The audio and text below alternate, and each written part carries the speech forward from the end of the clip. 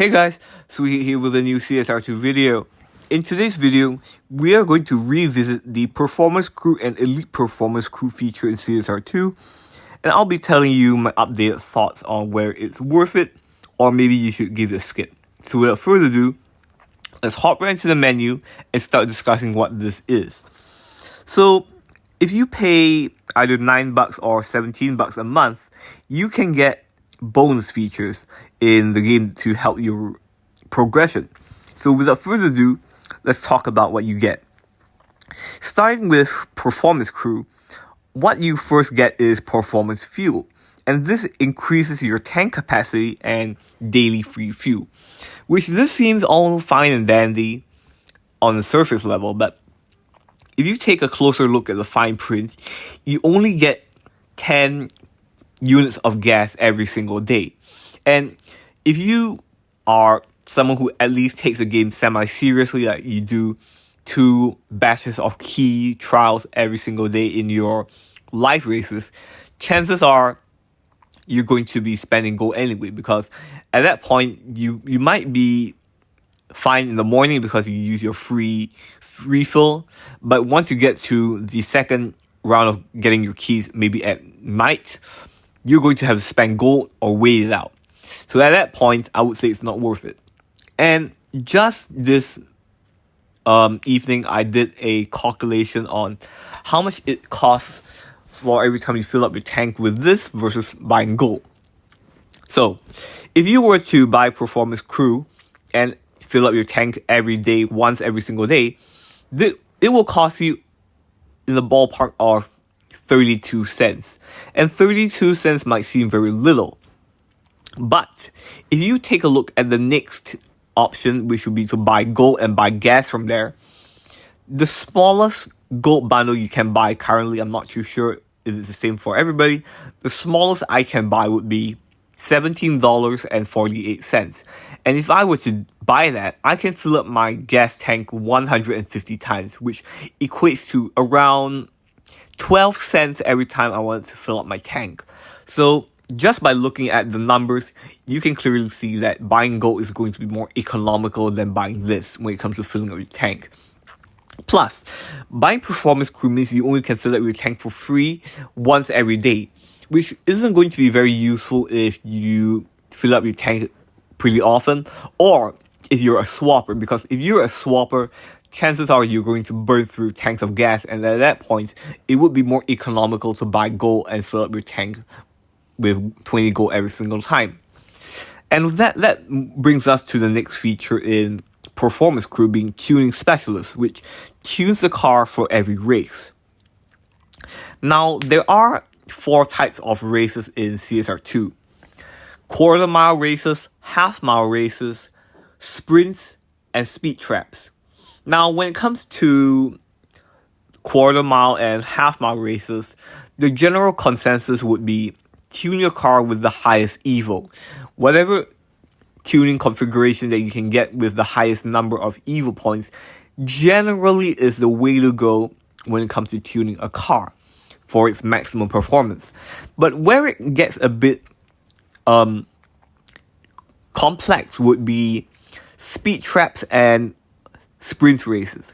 But even for those, it's not going to be very complicated, because generally when it comes to speed traps, all you need to do is have the car at its optimal tune, but instead of shifting it like you would with a world record shift pattern, what you should do is jump to 3rd, 4th, maybe 5th gear and activate nitrous. And at that point, you will be finishing the race slower, but your top speed is going to be much higher than you would if you shift the car normally.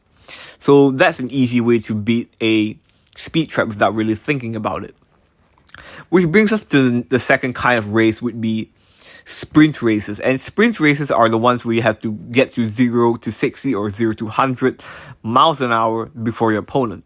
And this one also isn't too difficult to get past, because if you are struggling with a sprint race, all you really need to do is come back to the tuning menu on your car, tune the final drive to 5.00, and you are generally going to beat that sprint race no problem. So with that pretty much wraps up what I have to say when it comes to the quarter mile, half mile, sprint race, and speed trap when it comes to this. And don't think it helps you get the world record shift pattern either, because some cars have very strange shift patterns. So driving it is still up to you, and tuning it is also, I guess you can rely on this, but at that point, because YouTube is a thing, you're better off just going to YouTube, going to the search bar, and typing in the car that you're trying to drive into the search bar. And chances are somebody has a world record shift pattern up for that car already. And because most cars are pretty accessible, I will say this is a non-issue. You might have to wait a week or two for the YouTubers with the world record shift pattern to get those out, but it's still better to do that than buy this $9 performance crew, which only gets you a bit of fuel and an AI tuner. So let's move on to the more expensive option, which would be Elite Performance Crew. The first benefit you get would be express upgrades, which skips the delivery time for parts, but only for 3 parts a day. Now, if you're a poorer player with only maybe 1 or 2 million and you buy parts one at a time, this could be useful for you. And I use could very loosely, because as long as you're someone with a decent amount of money, let's say at least 10 million, chances are you're going to be buying all 7 upgrades at once. And to make this point clearer, let's talk about the Prestige Cup car. So you've just opened some silver crates and you've got the Prestige Cup car. Great. What are you going to do with it next? Upgrade it, obviously. And chances are what you'll do is you'll buy all the stage 1s, all the stage 2s, stage 3s, and stage 4s. So if you buy all the stage 4s and you have this, you are only getting 3 of the 7 parts to come quicker. And it doesn't really make much sense, because, again, when you upgrade a car, assuming you have a decent amount of money, chances are you buy engine, turbo intake, nitrous, body, tires, and transmission all at the same time. So even you get 3 of them quicker, you are still waiting on the other 4 to come in. So at that point, what's the point really? It really doesn't make much sense.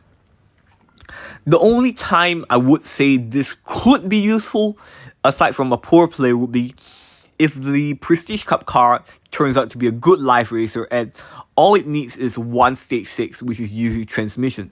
So what you can do is buy stage 1, 2, 3, 4, 5 for transmission, install stage 6, and you'll be good to go. But cars like that are so far and few between, and according to my recent calculation, only a quarter of Prestige Cup cars turn out to be good live racers, and usually they need 2 stage 6s to excel, being transmission and body. And outside of that, the other 3/4 of Prestige Cup cars are just junk. So at that point, this feature doesn't really do much for you. I mean, even if you upgrade the car on the very first day you get the car out of silver crates, you still have a few days until the Prestige Cup starts. So what's the point of having it come any quicker? It doesn't make much sense. So with that leads us to the final bonus you get, which would be second driver. Now, second driver is something like an AI that races for you, and it gets you the rewards of the races.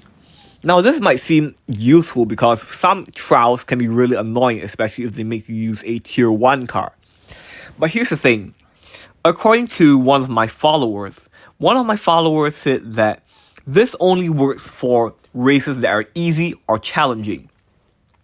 The moment the race difficulty is hard or extreme, this is not going to work. And if we look at the Prize Cup and the Weekly Elite Cup, these are 2 big examples, because the race difficulty might say hard, but in reality, these races are really, really easy. It doesn't take much effort. But then again, because the difficulty says hard, you cannot use this. So as a result, this is going to be pretty useless. And let's talk about doing those trials. If you were to just take the time and do the trials, even as a tier 1 trial for your random trial and your legends trial, it will take a maximum of around 15 minutes to knock out all 30 races. And 15 minutes a day isn't that much. I mean, you could just set aside a little time to just play the game. And because this only works for 20 races, you cannot get both trials done, which is a bit disappointing. if this worked for 30 races every single day, I would say it could be sort of useful, but still an expensive side because you can skip both of your trials really easily. But then again, it doesn't take much effort to switch to an applicable car for the random trial, and most Legends trials anyway allow you to use the McLaren F1, and once you use the McLaren F1, all you really need to do is shift to the final gear and just cruise to the finish line. Well, it might be a bit time consuming to do the trial that goes around the map every single day. It's still going to be way cheaper than buying this. So what are my thoughts on this? To be honest with you, I would highly recommend you give it a skip. There are much better things to spend your money on in this game other than Performance Crew. One example I could give, gold key packs. Gold keys are crucial when it comes to getting event cars in this game, so as a result, I'd rather you spend your money on gold keys versus this. Or better yet, the race pass.